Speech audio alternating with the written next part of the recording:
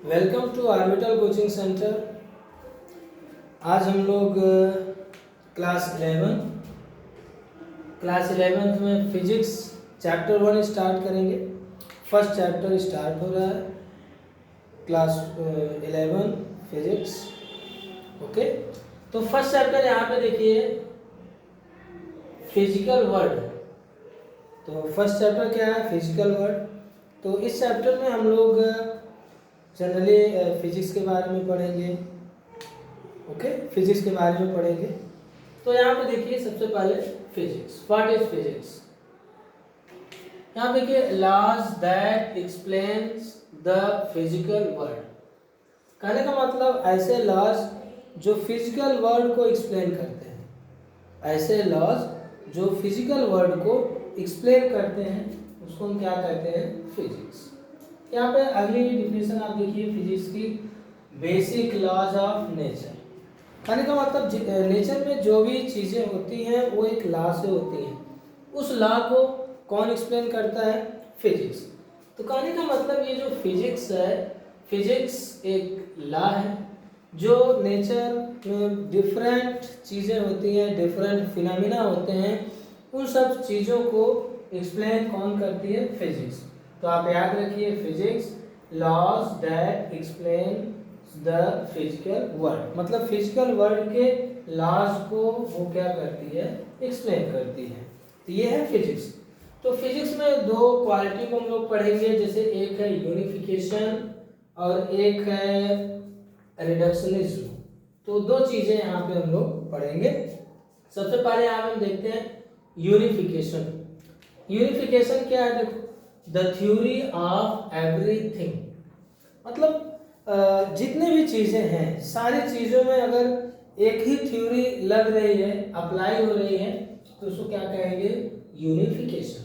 मतलब सभी चीजों में जैसे मोस्ट ऑफ केसेस ऐसे हैं जिसमें एक ही थ्योरी पर अगर वो वर्क कर रहे हैं तो उसको क्या कहेंगे? यूनिफिकेशन। जैसे यहाँ पे एग्जांपल आप देखिए, एप्पल फॉलिंग, मान लीजिए कोई एप्पल है वो गिर रहा है। मून रिवॉल्व, मून जो है अर्थ के चारों तरफ रिवॉल्व कर रहा है। तीसरा देखिए प्लैनेट्स रिवॉल्व, प्लैनेट्स जो है सन के चारों तरफ रिवॉल्व करते हैं। इन सब का जो मेन बेसिक लॉज है वो कौन सा लॉज है? Law of gravitation. तो ये सभी जो है सिर्फ एक ही लॉ को फॉलो करते हैं, लॉ ऑफ ग्रेविटेशन। तो ये हो गया यूनिफिकेशन का एग्जांपल। यूनिफिकेशन का मतलब क्या हुआ? एक ही लॉ से जो बहुत सारी चीजें हैं वहां पर वो लॉ अगर सेम लॉ अगर अप्लाई हो रहा है तो वहां पे क्या होगा? यूनिफिकेशन। एक दूसरा एग्जांपल हम लोग लेते हैं, law of conservation of energy. सबसे पहले समझते हैं law of conservation of energy है क्या। तो law of conservation of energy क्या है? Total energy remains constant. तो laws of conservation of energy का मतलब होता है टोटल एनर्जी इज कांस्टेंट। कहने का मतलब energy nether be created nor be destroyed in a chemical reactions. अब यहाँ पे देखिए first principle of calorimetry, Kirchhoff's second law, Lenz law, magnetism. ये जो तीनों चीजें हैं ये किस पर बेस्ड है? Law of conservation of energy. मतलब यहाँ पर भी ये यूनिफिकेशन का एग्जांपल है, क्योंकि यहाँ पे देखिए एक ही लॉ है, law of conservation of energy. ये लॉ जो है तीनों में अप्लाई हो रहा है। तो ये भी यूनिफिकेशन को बेस्ट रूप से ये एक्सप्लेन कर रहा है। तो यूनिफिकेशन में क्या हमने पढ़ा? The theory of everything. जितनी भी चीजें हैं उसकी अगर एक ही थ्योरी एक्सप्लेन कर रही है तो वहां पे क्या होता है? यूनिफिकेशन। इसके बाद एक एग्जांपल और हम लोग देखते हैं यहाँ पे, मैक्सवेल ने 4 इक्वेशन दिया था जो कि इलेक्ट्रिसिटी से रिलेटेड है। 4 इक्वेशन इन्होंने दिया था, लेकिन ये जो चारों इक्वेशन थे, 4 इक्वेशन, ये इलेक्ट्रोस्टैटिक को भी एक्सप्लेन करते हैं, इलेक्ट्रोडायनेमिक्स को भी, मैग्नेटिज्म को भी, और इलेक्ट्रोमैग्नेटिक वेव्स। इन चारों चीजों को मैक्सवेल का जो इक्वेशन है वो एक्सप्लेन करता है। इसका मतलब ये हुआ कि ये भी यूनिफिकेशन में आएगा, क्योंकि एक ही जो मैक्सवेल ने जो एक लॉ दिया अपना, एक 4 इक्वेशन का लॉ दिया, तो ये जो है इन सभी चीज़ों को चारों इक्वेशन क्या कर रहा है, एक्सप्लेन कर रहा है। तो ये भी क्या होगा, यूनिफिकेशन। इसके बाद नेक्स्ट टॉपिक आता है हम लोगों का रिडक्शनिज्म। अच्छा, रिडक्शनिज्म क्या है, पहले इसका डिफिनेशन हम लोग देखते हैं। It is breaking down of a complex system into simple constant systems. इसमें क्या होता है, कोई एक कॉम्प्लेक्स सिस्टम रहता है, उस कॉम्प्लेक्स सिस्टम को छोटे छोटे पार्ट में क्या होता है, डिवाइड किया जाता है। तो इस मेथड को हम लोग बोलते हैं रिडक्शनिज्म। ठीक है, तो यहाँ पे हमने दो चीजें पढ़ा, यूनिफिकेशन और रिडक्शनिज्म। यूनिफिकेशन में क्या था, कोई एक ही ऐसी थ्योरी जो सभी चीजों को एक्सप्लेन करती है, वो होता है यूनिफिकेशन। और रिडक्शनिज्म क्या है, इसका जस्ट उल्टा है, जस्ट अपोजिट है। इसमें क्या होता है, कोई भी बड़ा सिस्टम रहेगा, उसको छोटे छोटे पार्ट में ब्रेक करके उसको हम सॉल्व करते हैं। तो ये होता है रिडक्शनिज्म। इसके बाद नेक्स्ट टॉपिक है हमारा स्कोप ऑफ फिजिक्स। फिजिक्स का जो हम लोग स्टडी करते हैं, दो चीज़ों पर करते हैं, एक माइक्रोस्कोपिक और एक है माइक्रोस्कोपिक। माइक्रो MACROSCOPIC माइक्रोस्कोपिक, इसको क्लासिकल भी बोला जाता है। माइक्रोस्कोपिक में हम लोग जो है बड़े लेवल पर स्टडी करते हैं। बड़े लेवल का मतलब जैसे मोशन ऑफ प्लैनेट हो गया, मोशन ऑफ मून हो गया, ठीक है, बड़े लेवल पर जो है माइक्रोस्कोपिक में स्टडी किया जाता है। यहाँ पे देखिए माइक्रोस्कोपिक, माइक्रोस्कोपिक को क्वांटम भी बोला जाता है, नाम आपको याद रखना है।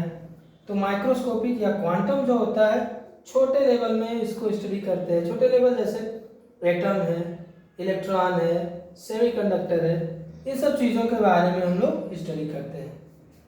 अब यहाँ पे हम लोग देखते हैं माइक्रोस्कोपिक। माइक्रोस्कोपिक को जनरली 4 पार्ट में हमने डिवाइड किया है।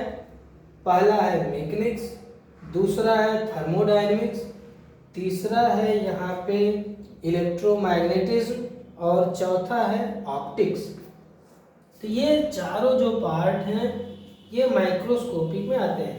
अच्छा, यहाँ पे एक चीज़ आपको और हम बता देते हैं, माइक्रोस्कोपिक के बारे में हम लोग क्लास 11th में स्टडी कर रहे हैं या 11th में स्टडी करेंगे, और माइक्रोस्कोपिक या क्वांटम इसको हम लोग 12th में स्टडी करेंगे ज़्यादातर। तो ये सब हमको 11th में ही पढ़ना है ज़्यादातर। अच्छा, फिलहाल माइक्रोस्कोपी की बात करते हैं। माइक्रोस्कोपी में मैकेनिक्स आता है। पहले मैकेनिक्स का मतलब समझते हैं। मैकेनिक्स क्या होता है, मैकेनिक्स में हम लोग मोशन, रोटेशन, फ्लोटेशन एक्सेट्रा, इन सब के बारे में हम लोग स्टडी करते हैं।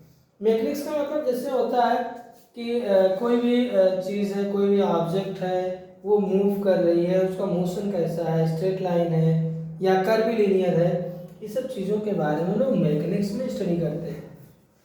इसके बाद देखिए थर्मोडायनेमिक्स।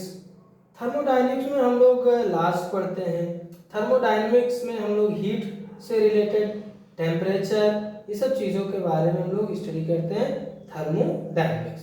तो थर्मोडायनेमिक्स में लॉस हो गए, हीट हो गया, टेम्परेचर हो गया, ये सब चीज़ों के बारे में स्टडी करते हैं। इसके बाद नेक्स्ट आप देखिए इलेक्ट्रोमैग्नेटिज्म। इलेक्ट्रोमैग्नेटिज्म में हम लोग AC हुआ, DC हुआ, मैग्नेट्स हुए, तो इन सब चीज़ों के बारे में हम लोग स्टडी करते हैं। इसके बाद नेक्स्ट है ऑप्टिक्स। ऑप्टिक्स लाइट से रिलेटेड है, लाइट से के बारे में हम लोग स्टडी करेंगे। वेव के बारे में, जैसे लाइट क्या है, वेव के फॉर्म में चलती है, ठीक है, उसके बारे में स्टडी करेंगे। लेंस के बारे में स्टडी करेंगे, मिरर के बारे में स्टडी करेंगे। और भी ऑप्टिक्स में बहुत सारे फिनोमेना है, जैसे रेनबो है, उसके बारे में स्टडी करेंगे। तो ये सब चीज़ें ऑप्टिक्स में लाइट से रिलेटेड स्टडी किया जाता है। इसके बाद माइक्रोस्कोपिक या क्वांटम, इसमें हम लोग क्या स्टडी करते हैं, छोटे लेवल में स्टडी करते हैं। जैसे एटम क्या स्मॉलेस्ट पार्टिकल्स है, इलेक्ट्रॉन के बारे में स्टडी करेंगे, सेमीकंडक्टर के बारे में स्टडी करेंगे। तो ये सब चीज़ें हम लोग स्टडी करते हैं माइक्रोस्कोपिक लेवल में। ओके, आप लोग इसको अच्छे से पढ़ लेना। उम्मीद है आपको समझ में आ गया होगा। Thank you.